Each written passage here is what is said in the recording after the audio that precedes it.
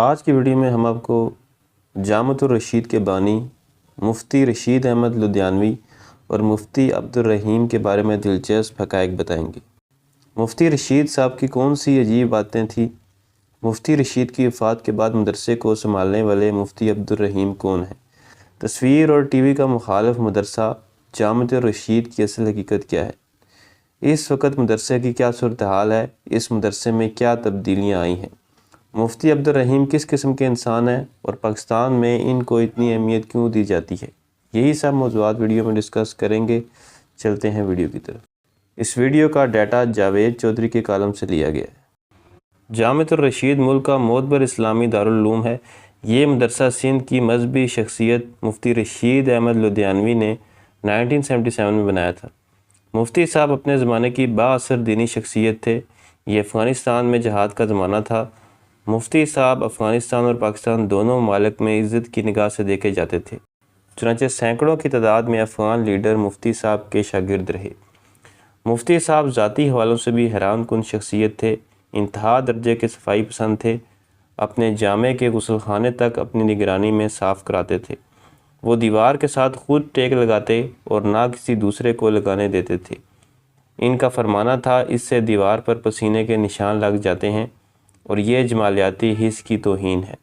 ان کا کوئی طالب علم یا خادم بجلی کا بٹن آن کرتے ہوئے اگر سوئچ بورڈ پر گندا ہاتھ یا پورا ہاتھ لگا دیتا تھا تو آپ ناراض ہو جاتے تھے۔ فرمایا کرتے تھے، سوئچ انگلی سے دبایا جاتا ہے، بورڈ کے ساتھ گلے ملنے کی کیا ضرورت ہے؟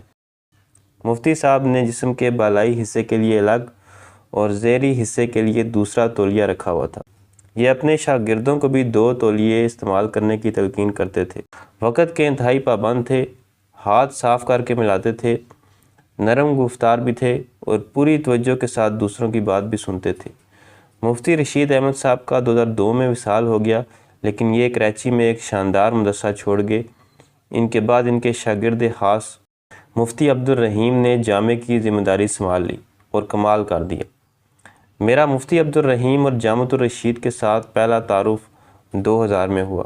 مجھے ان کی دعوت موصول ہوئی اور میں پہلی مرتبہ جامع آیا، اور سچی بات ہے مجھے ان کے انتظام، کیمپس کی صفائی اور طالب علموں کے ڈسپلن نے بہت حیران کیا۔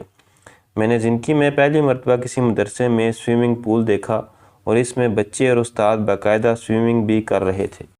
جامع کا کچن صاف ستھرا تھا۔ کھانے پکانے، کھانا سرو کرنے اور کھانا کھانے والے تینوں میں ڈسپلن اور صفائی تھی۔ کیمپس میں کسی جگہ کوئی کاغذ یا ریپر نہیں تھا۔ جوتے بھی ایک ترتیب سے رکھے ہوئے تھے۔ نمازی مسجد کے سامنے یا کمروں کی دہلیز پر جوتے اتار کر اندر چلے جاتے تھے تو طالب علم آ کر انہیں باقاعدہ سیدھا کر کے ترتیب سے لگا دیتے تاکہ مہمان یا نمازی کو باہر نکلتے وقت جوتوں کا رخ نہ موڑنا پڑے۔ یہ لوگ اس زمانے میں بلڈ بینک بھی چلا رہے تھے۔ پورے کراچی سے خون جمع کر کے ضرورت مندوں کو مفت دیا جاتا تھا۔ انگریزی اسکول بھی شروع کیا ہوا تھا اور اسلام کے نام سے روزنامہ اور ضرب مومن کے نام سے میگزین بھی شائع کر رہے تھے۔ میں یہ سب کچھ دیکھ کر متاثر ہوا، تاہم مجھے ان لوگوں کے موقف میں بلا ضرورت سختی محسوس ہوئی۔ مثلا یہ لوگ تصویر کو حلال نہیں سمجھتے تھے، لہذا شناختی کارڈ اور پاسپورٹ کے علاوہ تصویر نہیں بنواتے تھے۔ کیمپس میں کیمرہ ممنوع تھا۔ اخبار اور رسائل میں بھی جانداروں اور انسانوں کی تصاویر شائع نہیں ہوتی تھی۔ تصویر چھاپنا مجبوری ہوتی تو یہ تصویر کا سر کاٹ دیتے تھے یا چہرے کے نقش ایڈٹ کر دیتے تھے۔ ٹیلی ویژن کے انتہائی خلاف تھے، یہ اس کا نام تک سننا پسند نہیں کرتے تھے۔ انگریزی لباس بھی ناپسند تھا۔ میں پتلون پہن کر جامع میں چلا گیا تھا۔ میں نے دیکھا طالب علم اور اساتذہ مجھے حیرت سے دیکھ رہے ہیں، لیکن بہرحال قصہ مختصر، اس کے باوجود مجھے ان لوگوں نے بے انتہا محبت اور عزت دی اور یوں میرا ان کے ساتھ ایک تعلق استوار ہو گیا اور یہ تعلق آج 2023 تک قائم ہے۔ میں اس دوران 20 مرتبہ مفتی عبدالرحیم صاحب سے ملا اور ان کے احباب سے بھی۔ مفتی صاحب عرف عام میں استاد صاحب کہلاتے ہیں۔ جامع میں 22 سال میں بے تحاشا تبدیلیاں آ گئی ہیں۔ پہلی تبدیلی ان کے رویے میں دیکھی۔ آج سے 20 سال پہلے تک جامع میں تصویر اور کیمرے کی گنجائش نہیں تھی، جبکہ اب جامع کا باقاعدہ میڈیا اور ڈیجیٹل سیل بھی ہے اور طلباء اور استاد سیلفیز بھی بنواتے ہیں۔ مفتی عبدالرحیم بھی ٹیلی ویژن کو 2 انٹرویوز دے چکے ہیں۔ ایک انٹرویو سلیم صافی نے کیا، اور دوسرے کی مجھے سعادت حاصل ہوئی، جبکہ یہ یوٹیوب اور ڈیجیٹل میڈیا پر بھی بے شمار مرتبہ آ چکے ہیں۔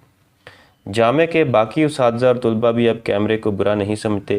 9/11 کے بعد امریکہ اور اقوام متحدہ نے الرشید ٹرسٹ کو بلیک لسٹ کر دیا تھا، مگر جب مختلف سفیروں اور اسٹیبلشمنٹ کے اہم لوگوں نے جامعہ کے دورے شروع کیے تو یہ ان کا کام دیکھ کر حیران رہ گئے، اور یوں یہ پابندیاں ختم ہوتی چلی گئی۔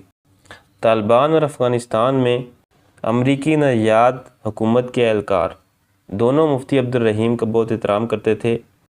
مفتی صاحب نے پاک افغان تعلقات میں ہمیشہ کلیدی کردار ادا کیا۔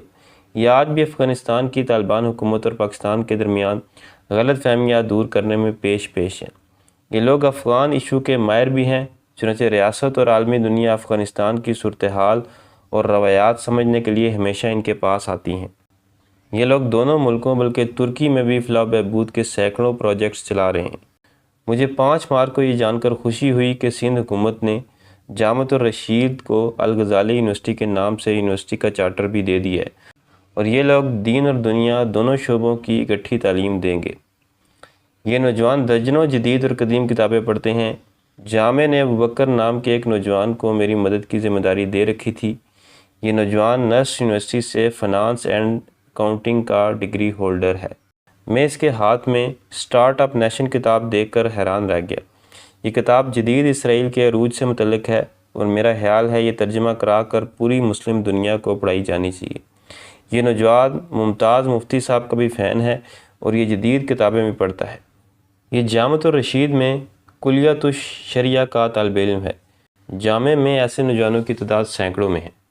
یہ تھی میری آج کی ویڈیو۔ ملتے ہیں اگلی ویڈیو میں، تب تک اللہ حافظ۔